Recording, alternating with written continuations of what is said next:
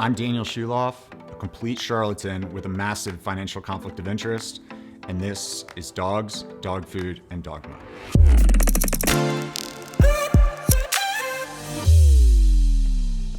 In our first episode, we focused on three numbers. The malnutrition line, which is 18% on a dry matter basis, and that's the bare minimum any dog absolutely must consume before it starts bumping up against stuff like malnutrition and starvation. There's the wolf baseline, which is 67% on a dry matter basis, and that's the average amount that a wild wolf consumes.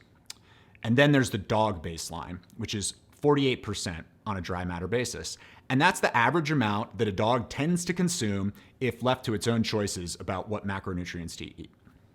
Now, let's talk about how to put those numbers into some kind of decision-making framework for deciding how much protein you really ought to feed your dog. Essentially, there are just 2 points that we need to understand here. The first is that in light of our three key numbers, most high-protein pet foods do not remotely live up to their reputations. There are loads of brands that advertise themselves as high protein, right? It seems like basically every brand does. Because the idea that a dog should consume mostly meat and a lot of protein is the most intuitive thing in the world. And most pet food brands know very well that consumers want it. So they try to make sure that everyone thinks their products are all very meaty, very protein rich, and so basically they all use the term high protein. But here's the thing. AAFCO doesn't actually regulate that claim. They set all sorts of rules surrounding the use of other nutritional terminology, things like how much fat you need to have in there to call it low fat, and how many calories you can have in there in order to call it low calorie, but there's nothing about high protein. As a result, you have all manner of high protein pet foods that are really only 30% protein, 25% protein, or even less, even though those numbers are less than half the average of what dogs and wolves would eat if left to their own devices. And even though they're only a few percentage points away from the 18% malnutrition line, it's absurd. You absolutely cannot rely on the statement high protein on a bag as a reliable indicator of what that food product actually contains in terms of protein. You need to look at the actual crude protein number on the label, and you need to consider it in light of our three key data points: the 18% malnutrition line, the 67% wolf baseline, and the 48% dog baseline. And if your brand contains a crude protein content that's in the 20s, 30s, or low 40s, just know that regardless of how fancy the label is, that amount is lower than an average dog's daily chosen consumption and closer to actual malnutrition than an average wild wolf's consumption. But I hear you saying, my vet told me that too much protein is a bad thing for my dog. So how much is too much? And this gets us to the second key element of our decision-making framework. There has never been a single shred of evidence, not one study, that too much protein in the diet of the domestic dog can cause any health problem whatsoever, period. I can demonstrate this to you in two different ways. The first is by deferring to the standard-setting bodies that publish the most authoritative literature reviews anywhere in the world of veterinary nutrition. Recall from our first episode that there are two groups that evaluate the scientific record and produce nutritional guidelines for dogs: AAFCO and the NRC. Both of these groups have weighed in on the subject of what's too much protein for a dog, and they both said that there is essentially no such thing. Because both AAFCO and the NRC set all sorts of maximum or safe upper limit numbers for specific nutrients. And these things function as like caps. Essentially, there's some evidence suggesting that if your dog takes in more than this amount of that nutrient, that something bad might start to happen.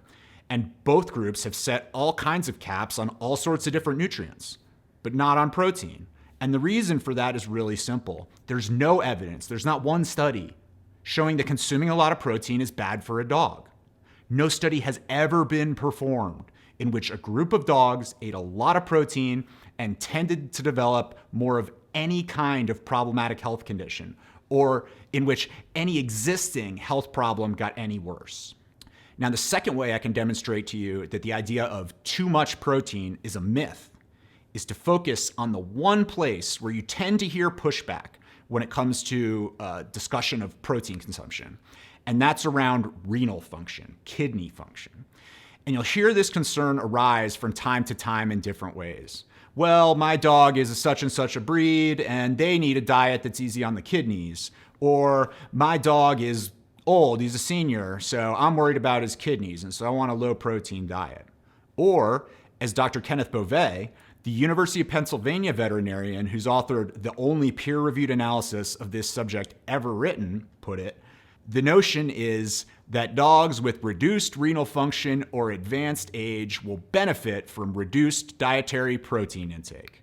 Well, a few years ago, Dr. Beauvais set out to test that popular notion. And here's what he found, and I quote, "The beliefs about protein consumption are, in Dr. Beauvais' words, a medical myth." He traced all the science, ran down all the pre-existing studies, and even looked at material from other species, and he could find no meaningful support for the belief that restricting protein intake helps in any way with renal functioning. The idea is a medical myth. So, to recap everything that we've pulled from the scientific record that's relevant to your understanding of choosing the right protein level to feed your dog, there are 5 key points I think you should remember. All of these, remember, are on a dry matter basis. Number 1, 18% protein is the bare minimum. Any lower and your dog might literally become malnourished. Number 2, at baseline, wolves tend to consume about 67% protein. 3, in free feeding studies and self-selection studies, dogs tend to consume about 48% protein. 4, there's nothing stopping pet food brands from calling their products high protein, even if they're only a fraction of what dogs and wolves tend to eat at baseline. And 5, there is zero evidence, not one single study, suggesting in any way that there's such a thing as too much protein for a dog. If you keep those 5 things squarely in mind, I think you'll know all you really need to know about choosing the right protein intake for your dog. I'm Daniel Schulof, a complete charlatan with a massive financial conflict of interest. Thanks for watching.